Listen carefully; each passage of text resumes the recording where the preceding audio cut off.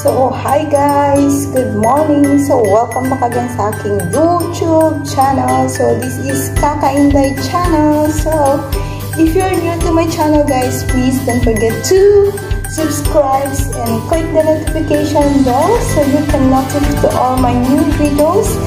And don't forget to comment below, like and share to your friends. And if you like my video, please keep watching and support on me. So thank you so much guys, and let's go guys. Gagawin natin today is ipapakita ko kung paano gumawa ng sourdough bread. So this is a German version, tinuro ng ating mga amo. So let's go guys. So bali guys, ito yung ginagamit ko sa starter dough natin. So dark rye flour. So, whole grain siya. So, ayan.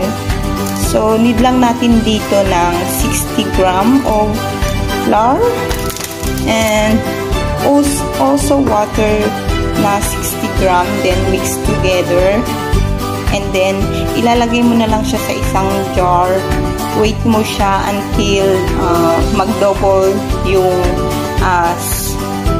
yung rami nung flour na ginawa natin.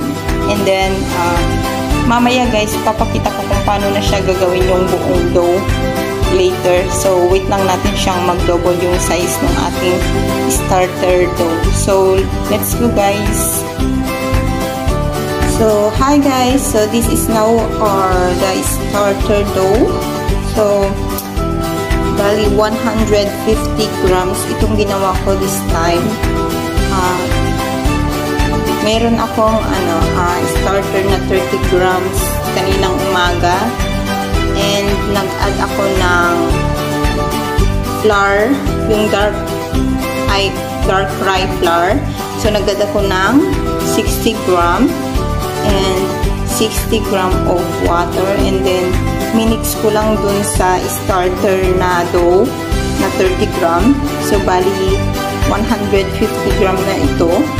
So, wait lang natin siya ng 2 to 3 hours para mag-double po yung size. So, bali mamaya yan, mapupuno na itong jar na to sa dough. So, wait lang natin guys. So, now guys, this is the starter dough. Kaninang umaga. So, ito na siya after 3 hours.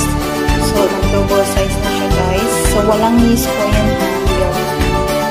Dark rye flour lang and water po yan. So, ayan.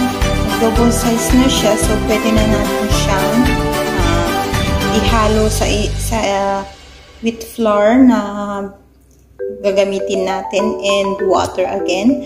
So, tara guys. Ihalo na natin siya. So, ito po yung flour na ating gagamitin. So, stone ground strong wholemeal flour. So, kailangan natin dito ng 500 gram. And also, we need again water. So, 300 grams of water yung need po natin. So, tara guys. Ihalo natin po lahat. And, as usual po, we need 100 gram po dito sa ating sourdough na ginawa. So, ito. So, kailangan natin siya ng 100 gram dyan. So, tara guys, i-mix na po natin lahat yung need natin. So, ayan guys, may timbangan tayo para sa ating flour. So, kailangan natin ng 500 grams ang ating flour. Oops, sobra tayo. So, babawasan natin siya. So, bawasan natin ng konti. So, konti pa.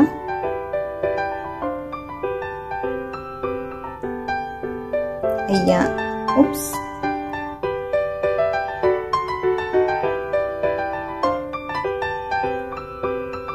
Ayan. 500 gram na po siya. And next natin is water na 500 gram. 300 grams. So, we need 300 grams. 300, 300, 300. Oops.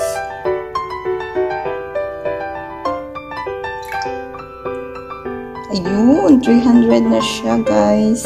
So, imimix natin siya doon sa dry flour natin. So, ayan guys, naka-0-0 ulit ang ating timbangan. So, i-add na po natin itong active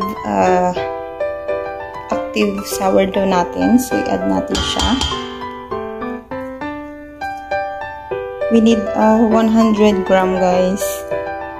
So, meron pang 49 grams. And let's add more. So, let's add more. So, 77. So, ayan guys, nag-add na ako ng more. So, 2 grams na lang leads natin. So, ayan. Oops, 102 na siya. So, tatanggalan natin siya ng konti dito sa taas. Hindi lang na siya. 99. Ang hirap. So, ayan. Okay lang naman na 102. Yan, kunti pa. So, ayan.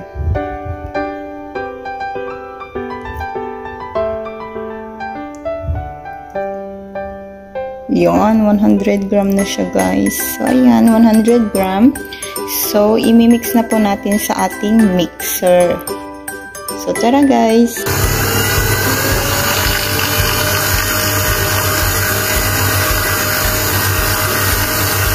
So, ayan, i-mix natin siya in 10 minutes, guys.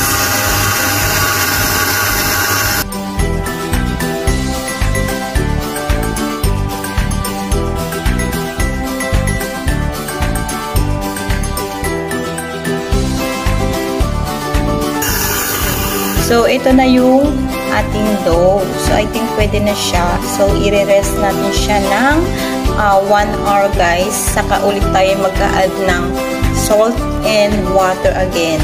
So, tara, guys. So, ito na pala yung naiiwan na starter sourdough natin. So, ayan na lang siya. So, tomorrow, guys, ang gagawin ko is mag-a-add ulit ako dito ng dark rye flour na 60 grams and water. So, depende po kung ilang gram pa itong naiiwan dito. So, kailangan lang natin siyang mag-add and i-complete natin siya na 150 gram tomorrow. So, tara guys. So, ngayon guys, i-perform lang natin siya ng circle yung ating dough.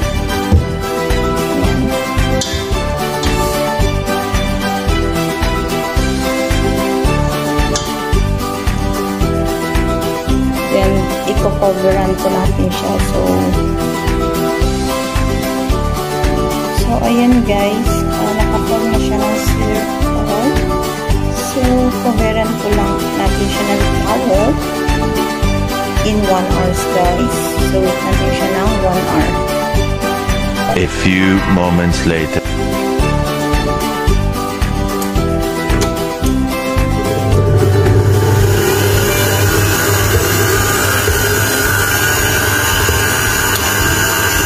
So, bali, ito na yung ating dough after 1 hour, guys. So, we need to mix and then add some salt and water again. So, let's mix first.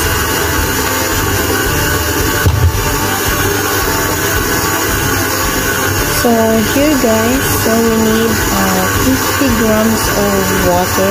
Then, i-add natin siya doon sa dough na minimix natin. So, let's go.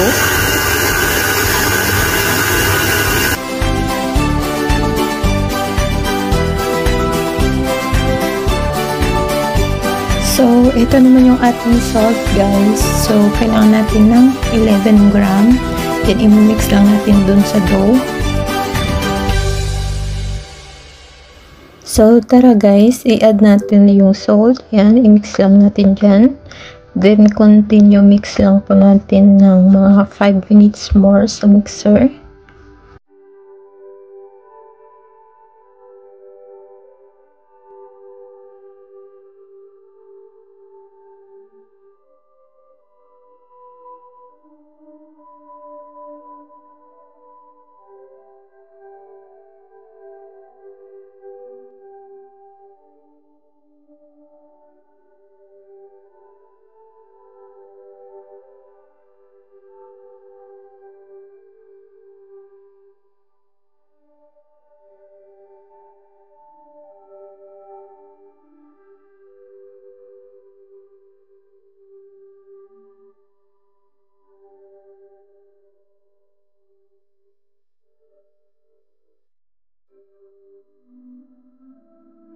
Then, tapos na natin i-mix sa mixer, guys. So, may tray tayo. Ilipat natin siya dito sa mixer. And then, i-stretch natin siya. Then, ipa-form pa natin ng pa-circle. Then, iiwan natin siya ng 30 minutes. 30 minutes. Then, kailangan natin ulit siyang i-stretch ng 3 times. Same pa rin kung paano natin siya ni-stretch. So, tara guys.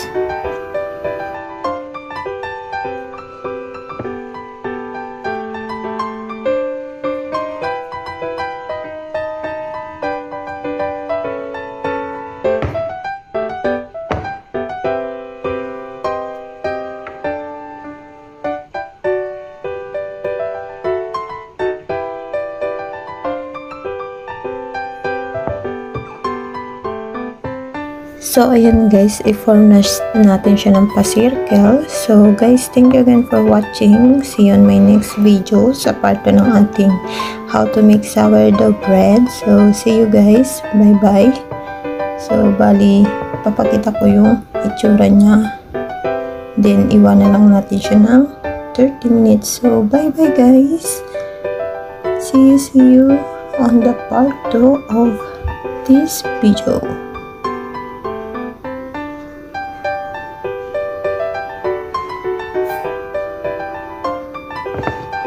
So, yun na guys, yung ating sourdough. So, takpan lang natin siya.